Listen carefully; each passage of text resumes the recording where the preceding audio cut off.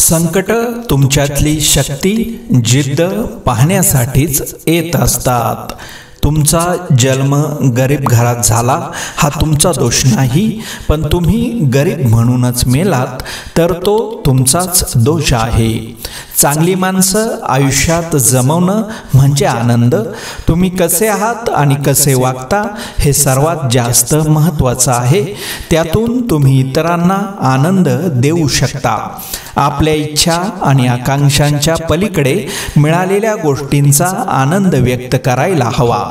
आपल्याकडे जगाला देण्यासाठी काहीच नाही असं वाटत असेल तर चेहऱ्यावर एक छानसं स्माइल द्या। हे छोटंसं हास्य इतर कोणत्याही वस्तूपेक्षा खूपच मौल्यवान आहे। तुमच्या डोक्यात कोणतीही वाईट गोष्ट राहू न देण्यासाठी आनंद सर्वात जास्त महत्त्वाचा असतो। तासाचा आनंद हवा असेल तर झोप घ्या, दिवसभरासाठी हवा असेल तर आवडती गोष्ट करा, वर्षभरासाठी हवा असेल तर कामाकडे व्यवस्थित लक्ष द्या आणि जीवनभरासाठी हवा असेल तर दुसऱ्यांना मदत करा। लहान सहान गोष्टीतून मिळणारा आनंद आयुष्यभराचा ठेवा असू शकतो।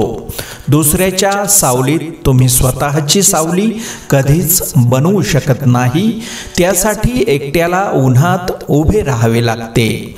नाती ही रक्ताचीच नाही तर नाती जाणीवांनी जोडली जातात। जर जाणीव असेल तर परकी व्यक्तीही आपली होऊन जाते आणि जर जाणीव नसेल तर आपली माणसेही परकी होऊन जातात। वागणूक हा एक असा आरसा आहे की ज्यात प्रत्येक जण स्वतःची प्रतिमा इतरांना दर्शवत असतो।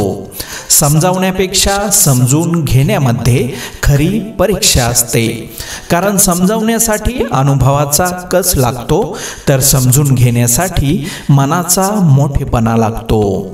कोणालाही न दुखावता जगणे याच्या इतके सुंदर कर्म जगात दुसरं कोणतंच नाही आणि ज्याला हे कळले त्याला वेगळे पुण्य कमवायची कोणतीच गरज नाही।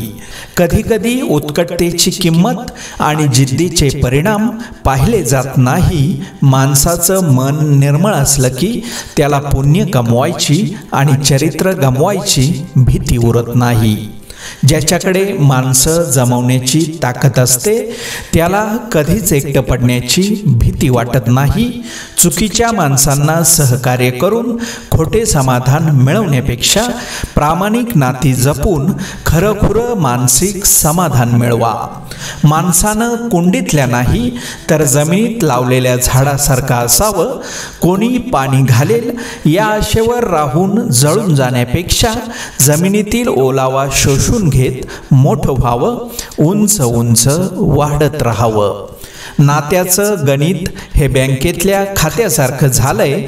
ज्या खात्यातून फायदा होतो तीच खाती चालू ठेवली जातात। जिथे आपण प्रत्यक्ष उपस्थित नसतो तिथे आपल्यामध्ये असणारे गुण व अवगुण आपले प्रतिनिधित्व करतात।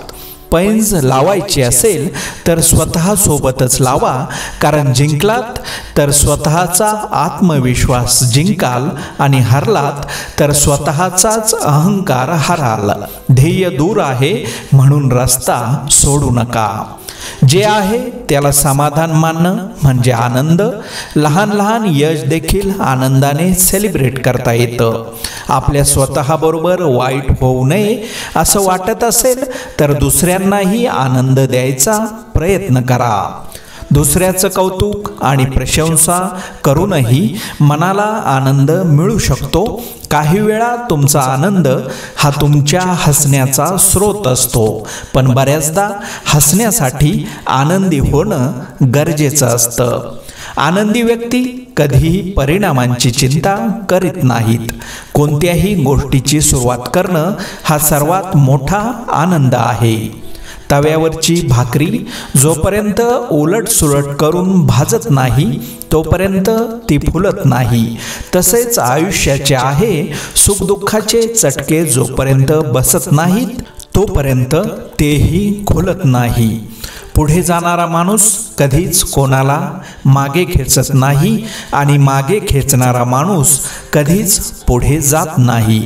जो मनुष्य मनात उफाळलेल्या क्रोधाला वेगवान रथाला रोवल्याप्रमाणे त्वरित आवर घालतो त्यालाच मी खरा सारथी समजतो. क्रोधभ्रष्ट होऊन त्याप्रमाणे चालणारा केवळ लगाम हातात ठेवणाराच समजला जातो. अडचणी आयुष्यात नव्हे तर मनात असतात.